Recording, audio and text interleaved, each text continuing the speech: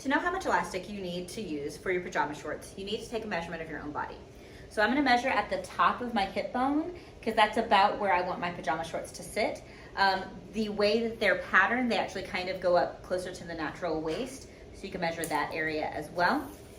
So I'm just gonna measure right across here, and that is 40 inches.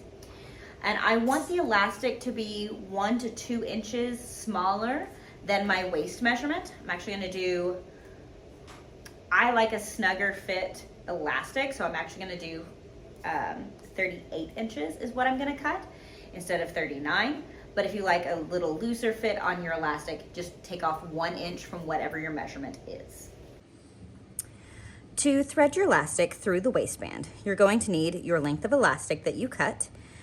A quick note about cutting your elastic is you want to make sure as you're measuring it that you don't stretch the elastic at all. You want to lay it flat on a table next to a measuring tape to get your correct measurement. After your elastic, you're also going to need 2 safety pins, preferably large ones. And here's how we're going to do this. You should have left an opening in your waistband at the back of the pants. Remember, the back is where the 3 notches are. You're going to take one end of your elastic and safety pin it to your shorts just below the opening in this section, which is called your casing. Being careful to keep your elastic flat and not twisted, you're gonna put another safety pin in the opposite end. Make sure that the tail is, you've got plenty of space between where the safety pin is sticking through the elastic so that as you pull on the safety pin, it doesn't rip through the elastic. If you were to pin it super close to the edge right here, you could potentially pull it out as you put tension on it. Another way to avoid this is to double it over on your safety pin. Now we're going to thread our safety pin into the hole, push it in, and then we're using the safety pin to pull the elastic through. So I can feel the safety pin in the casing, and I'm pushing some fabric onto the safety pin, holding the end of the safety pin, and pulling the opposite side of the elastic. And we just go all the way around until we get back to our opening. Be sure as you're pulling it through that you're feeling the elastic to make sure that it doesn't twist at all. I don't know if you've ever worn an elastic waistband with twisted elastic, but it's kind of uncomfortable. We just keep pushing it through.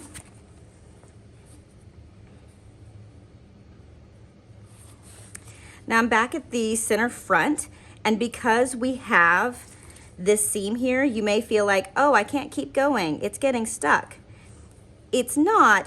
The head of the safety pin is just hitting the seam allowance. So you may have to kind of pinch at the casing to get an opening for the safety pin to pass through without catching on the seam allowance that is under there.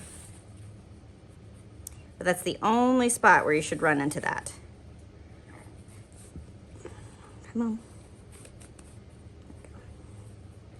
As you go around, you'll find it gets a little harder to pull the elastic because all of the fullness of your waist is getting scrunched down with the elastic.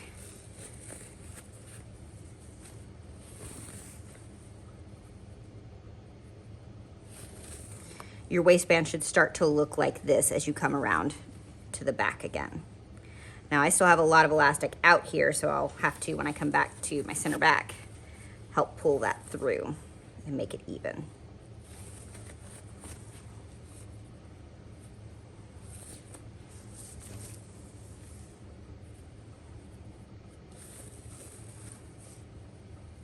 Okay, I'm back where I started. So we're gonna push the head of the safety pin out of our casing and pull that elastic all the way out. Unsafety pin that. Don't unsafety pin it until you know you've got plenty of length here that's not gonna push back in. Unsafety pin that one.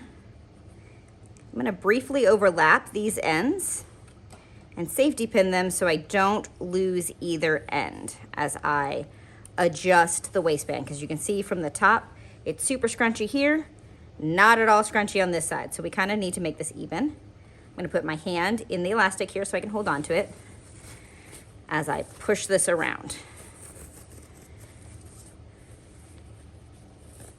And again, I'm feeling to make sure that the elastic is not twisting or collapsing.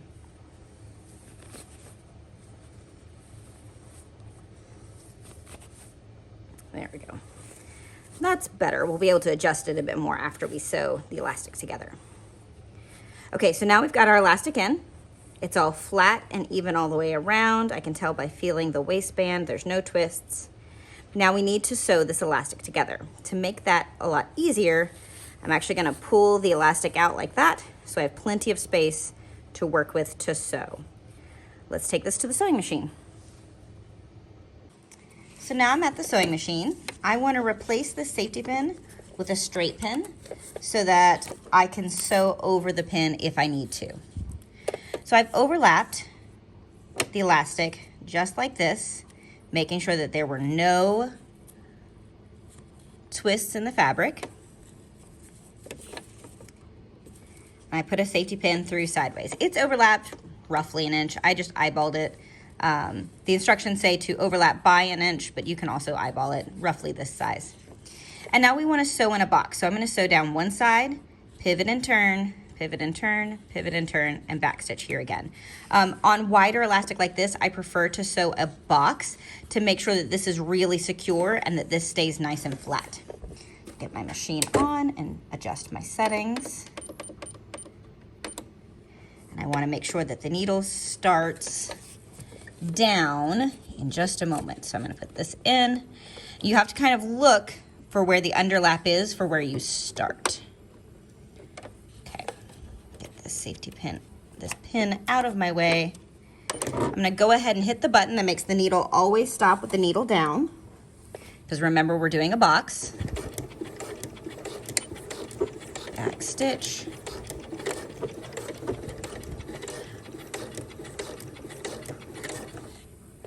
Stop near the edge. And this is one of the reasons we pulled so much length out of the waistband, so that it's easier to manipulate as we go around. Ooh, come on, focus on the right spot. There it goes.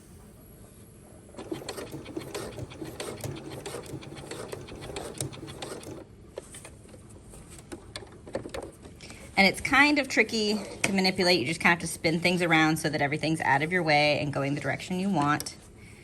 Be careful as you're sewing that you're only sewing the overlap section of your elastic. It can be really easy to accidentally catch more of your elastic underneath.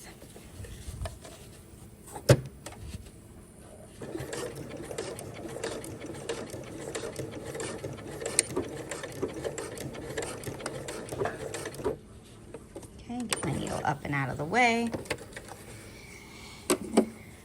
Trim my threads. And now the elastic is done. Let's zoom out a little bit so we can see how we're going to get this all into the casing.